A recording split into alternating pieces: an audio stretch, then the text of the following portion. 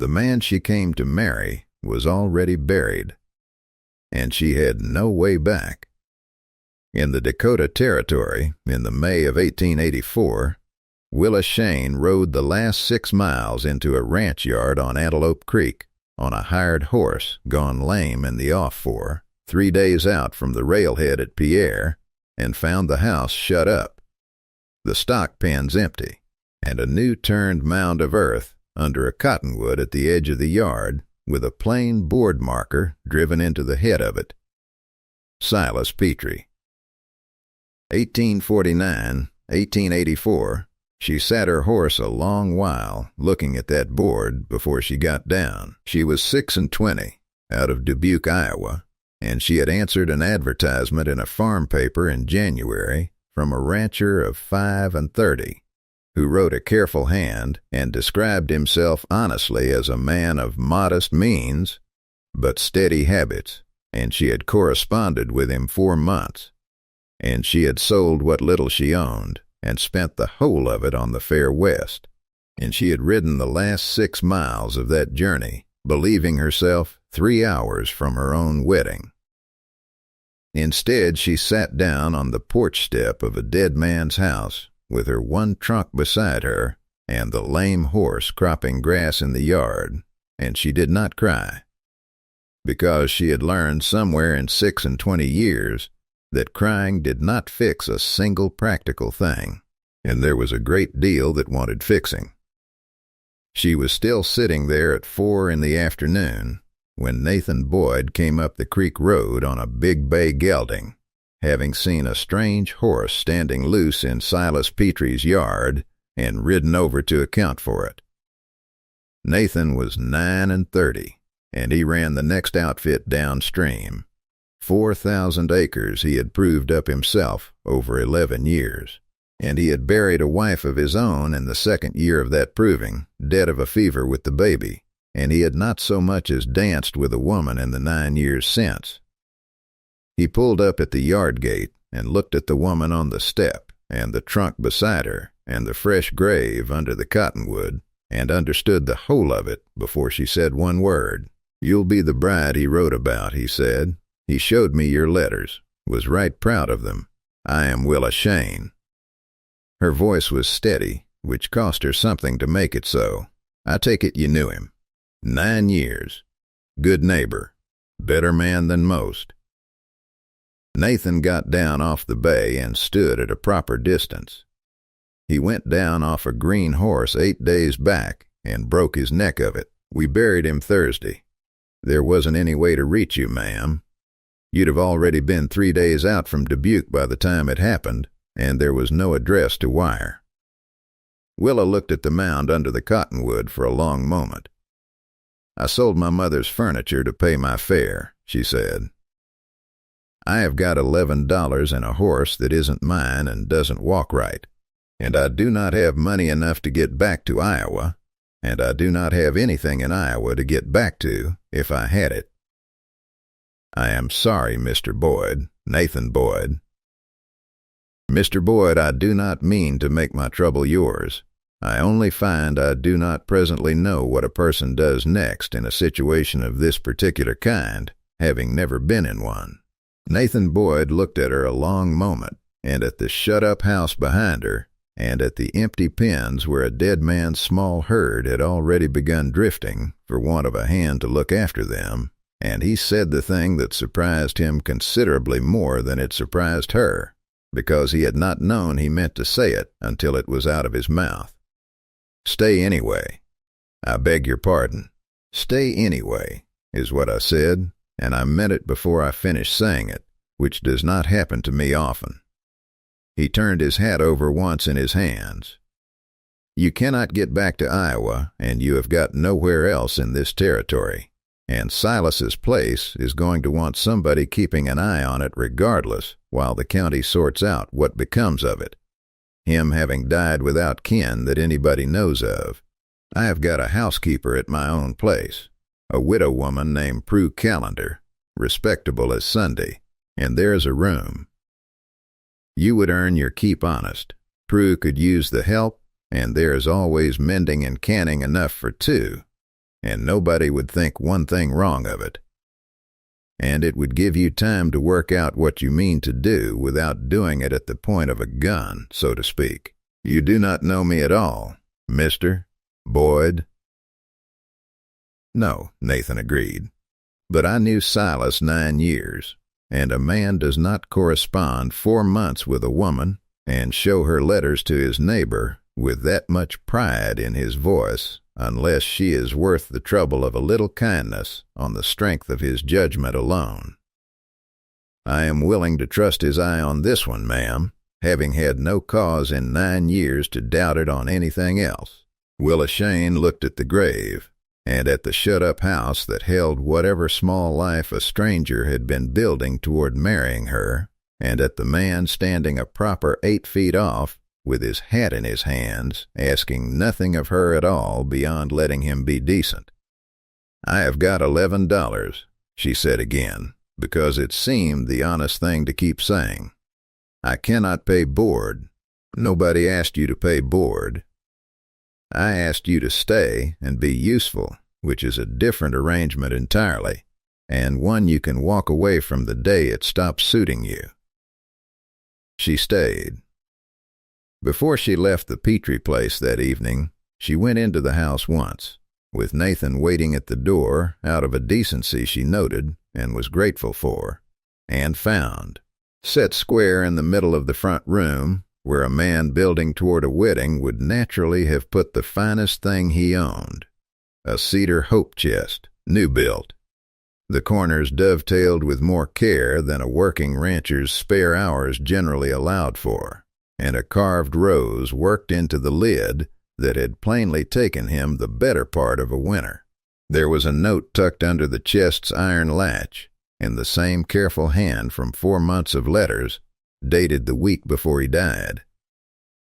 For W.S., I do not know yet what you will want to keep in it, but I expect you will think of something, and I expect it will be good.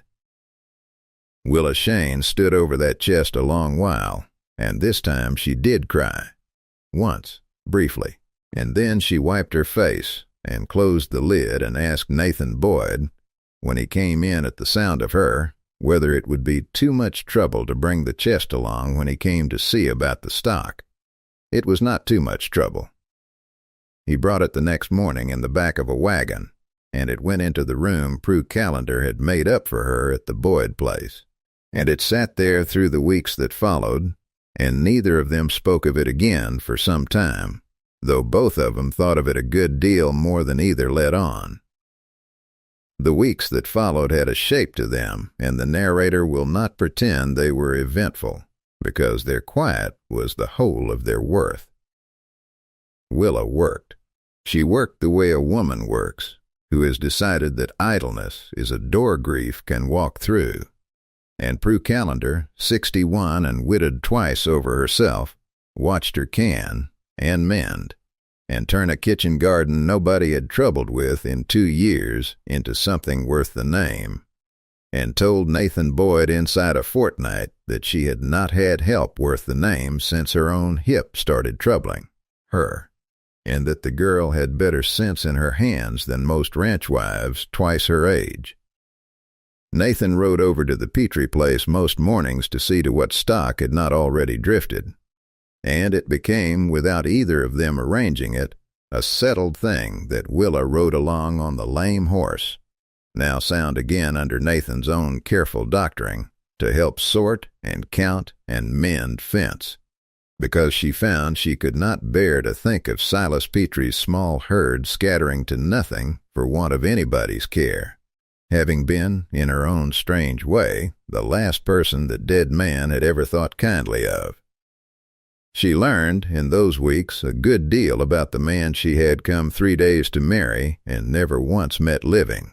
She learned from Nathan that Silas had been quiet and careful, and had saved 4 years toward the advertisement he finally placed, having decided a wife earned honestly through patience was worth more than one won through charm he did not believe he possessed. She learned he had built the chest himself, evenings, through the whole of a hard winter, teaching himself the joinery from a borrowed book, because he wanted the first thing she owned in that house to be something nobody else's hands had touched. "He talked about you at the branding in April," Nathan said one evening, riding back from the Petrie place with the sun going down red behind the buttes. "Said he did not rightly deserve the luck of you, going by your letters, and meant to spend the rest of his life proving himself worth it anyway. I did not think, hearing it, that I was hearing the last thing he would ever say to me about you. I wish I had known him," Willa said, "even one day. He would have liked that you said so plain, rather than pretending to a grief you did not properly have the right to. He was plain himself. It is most of why I liked him." One evening in the second week, mending fence together along the creek boundary between the two outfits, Willa asked him plainly the question she had been turning over since her first week at Prue's table. "You have never once asked me what became of my own family, Mr. Boyd, in 4 weeks of riding out together most mornings. Everyone else in this county has asked inside the first 10 minutes.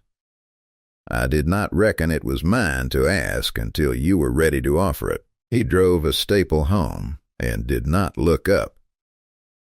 "I have found since I lost my own wife that the questions people mean kindest are generally the ones that hurt the most to answer, and I would rather wait to be told than make you relive a thing for the sake of my own curiosity.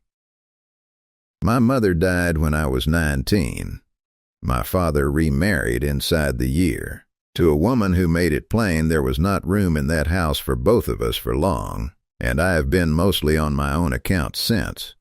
A seamstress's assistant, then a companion to an invalid lady in Dubuque, who died this past winter, and left me with nowhere fixed to be, and precious little besides.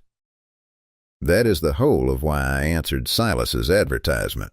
I did not have a family to leave behind, Mr. Boyd. I only had a hope of building one. Then you have not lost as much as I feared, coming out here," Nathan said quietly. "Only spent a good long while looking for the thing you are only now getting close to." Nathan Boyd noticed things about Willa Shane and did not say them. He noticed she never once complained of the $11, nor asked what would become of her, nor pressed him for more than he had offered. He noticed she read to Prue's bad hip of an evening from whatever book was in the house, in a low, steady voice that filled the front room in a way it had not been filled since his own wife died. He noticed that he had begun, without deciding to, arranging his own mornings around the certainty of riding to the Petrie place with her. And Willa noticed things too. She noticed he never once mentioned his own dead wife, except when asked, and answered plainly when he was, without the particular performed grief of a man using sorrow to invite comfort. She noticed he was kind to the stock, in a way that told her everything about how he would be kind to a person. She noticed that 4 weeks into a life she had not planned, she had stopped waking each morning bracing herself for the day's fresh grief, and started, instead, simply waking. A sudden hailstorm caught them both out at the Petrie place in the 3rd week of May, gathering ahead of a spring squall too fast for either of them to reach shelter proper, and they ended up crowded together under the shallow overhang of the spring house eave, the ice coming down loud on the shingles above, both of them soaked through and laughing despite themselves at the foolishness of being caught so plainly unprepared. The overhang was narrow enough that there was no way to stand under it without standing close, and when the wind gusted sideways and drove the hail in under the eave, Nathan turned his own shoulder to it without thinking, angling himself so that his body took the worst of the sting rather than hers. She looked up at him, startled at the closeness, at the water running down his jaw, and for a long moment neither of them moved at all, the hail hammering the world white around them, his breath and hers both gone short in the narrow shelter.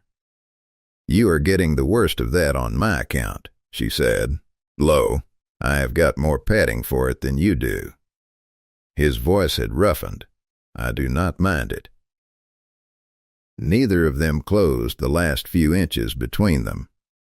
The storm passed as fast as it had come, and when the sky cleared, Nathan stepped back first, deliberately, and busied himself checking the horses, and neither of them spoke of the narrow eve again, though both of them thought of it considerably more than either let on.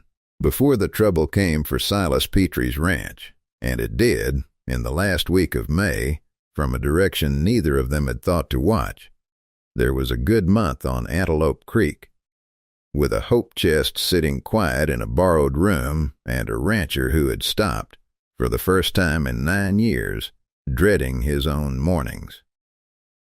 If you have stayed with this story this far, stay a little longer. What comes next is the part that changes everything.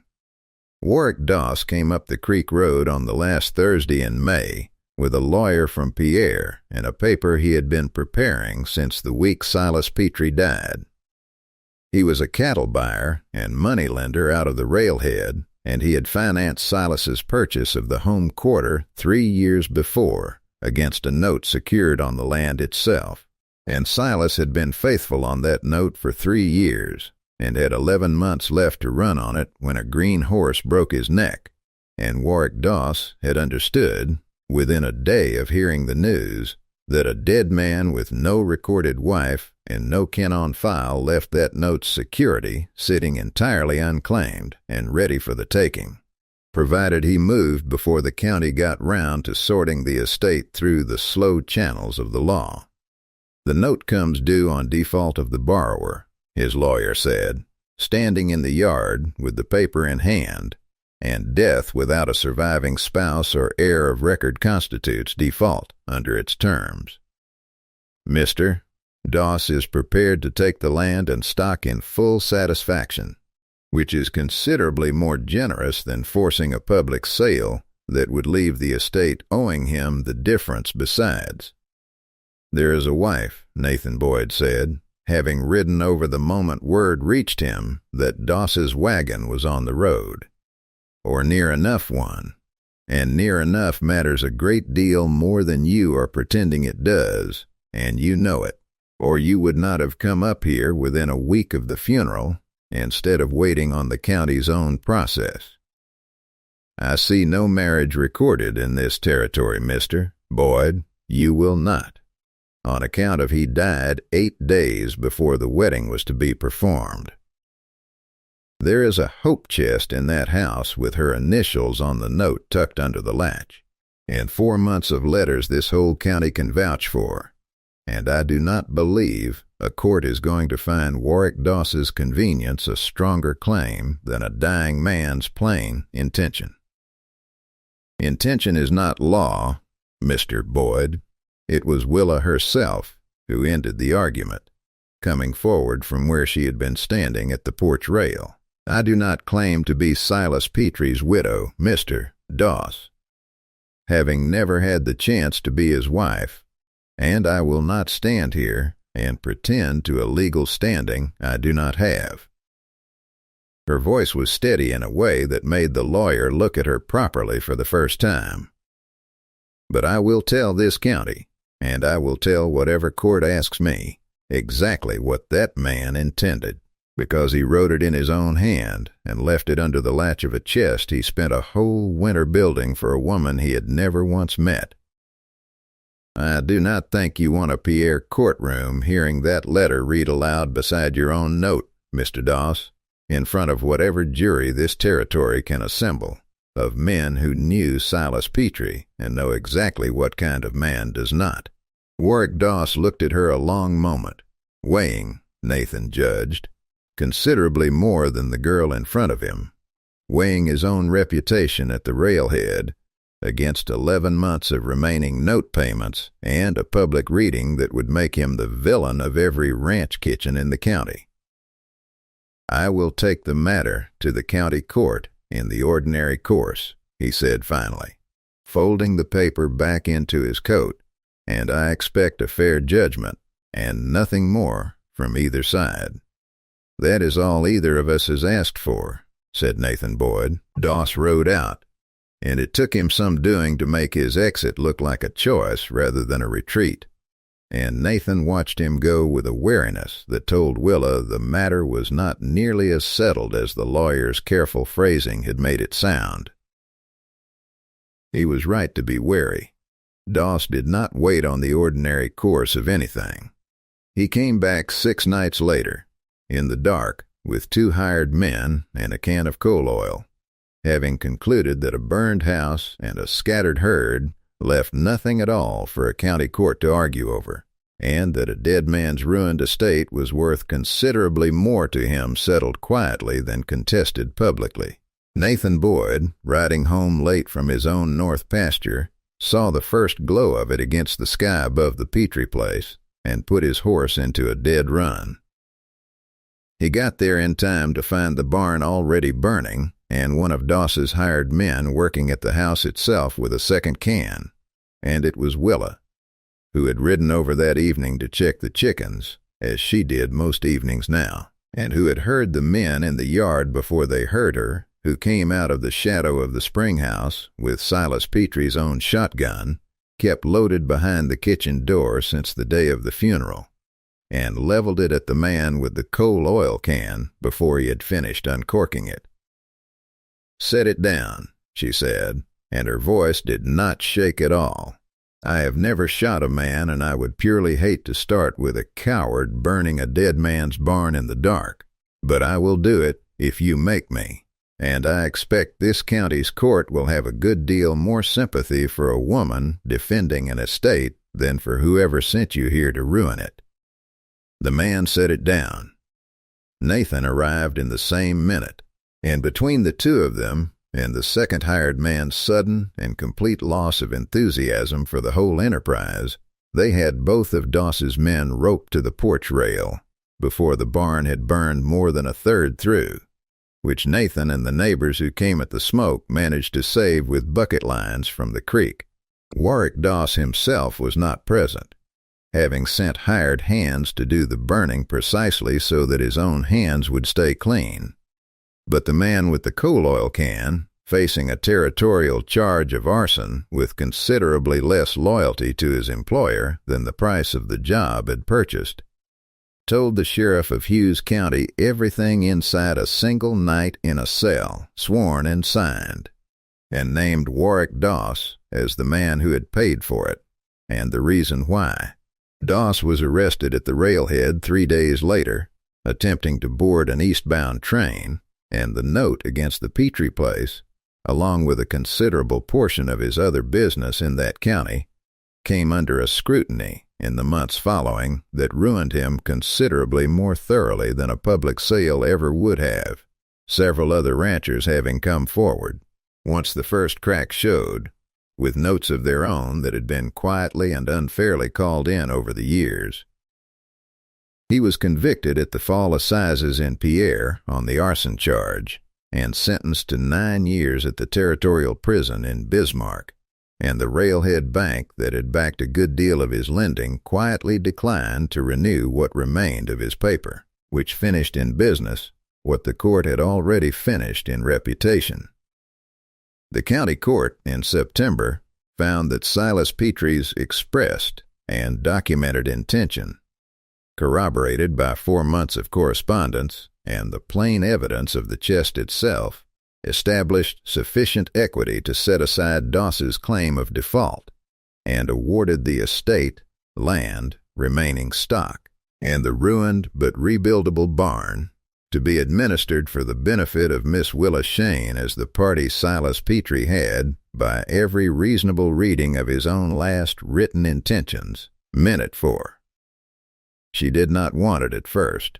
She stood in front of Judge Amos Kellerman's bench in Pierre and said plainly that she had not earned a dead man's ranch by the accident of a wedding that never happened, and that she would rather see the proceeds put toward some public good in the county than take property she had not worked 3 years to build. The judge, who had known Silas Petrie 11 years and had signed the note against his land himself as a witness, told her that a man's intentions were the truest property he owned, and that he could think of no better use for this one than to see it carried out exactly as written, and that refusing it now would only compound one waste with another. He built that chest with his own hands through a whole winter for a woman he had never met, the judge said, on nothing but the strength of her letters and his own hope. I do not intend to let his last careful act come to nothing on a technicality of timing he had no say in. She and Nathan rebuilt the barn together that autumn, with the whole of both outfits' hands turning out for it, and it was on the evening the last beam went up, with the county's usual barn-raising supper laid out on trestle tables in the yard, and the cedar chest carried out from the house and set on the porch where it had first stood the day she arrived, that Nathan Boyd finally said the thing he had been carrying since a May afternoon on a dead man's porch. I told you to stay anyway, he said, and I meant it as kindness. And it was kindness, and I want you to know that plainly before I say the rest of it, because I would not have you think I meant anything more that day than decency toward a woman in trouble. He turned his hat over in his hands, same as that first afternoon. But I have ridden to this place near every morning for 4 months now, and I have told myself every one of those mornings that I was minding a dead neighbor's stock, and I find I cannot tell myself that particular lie any longer, Willa, because I would ride here if there was not one head of cattle left on the place, on the chance of finding you on that porch. Willa Shane looked at the man who had found her sitting on a stranger's porch with nowhere in the world to go, and who had spent 4 months since asking nothing of her at all beyond letting him be decent, and understood that decency, given long enough and meant thoroughly enough, was its own kind of courtship, quieter than most and considerably more trustworthy. I came 3 days to marry a man I had never met, she said, on the strength of 4 months of letters and a good deal of hope. I have known you 4 months in person, Nathan Boyd, working alongside you every day of it, and I find that is worth a great deal more than any letter ever taught me, hope included. She crossed the yard herself, past the rebuilt barn and the cedar chest sitting open on the porch where Silas Petrie's own careful hand had set it down for a woman he never met, and kissed Nathan Boyd in front of the whole gathered county. And what broke open in her was not the grief she had carried in on a lame horse in May, but the plain unbearable relief of being wanted, entirely and without condition, by a man who had first offered her nothing more than a place to stand. They were married the following spring, at the Petrie place, which had by then simply become Willa's place, run alongside Nathan's own outfit as one operation in all but name, and Prue Callender stood as her attendant, having by then long since stopped calling her anything but daughter. The cedar chest went into the front room of the house Willa kept, and it held, over the years, a wedding dress, a child's first shoes, and eventually a great many things Silas Petrie could never have imagined when he set the carved rose into its lid through a long, hopeful winter.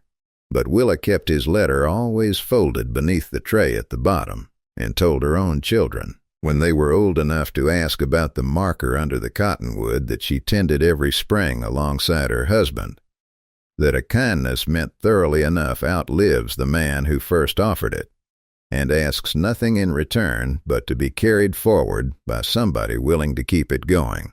If your heart has ever leaned toward a story where love arrived quiet and stayed long enough to change everything, then this story was for you.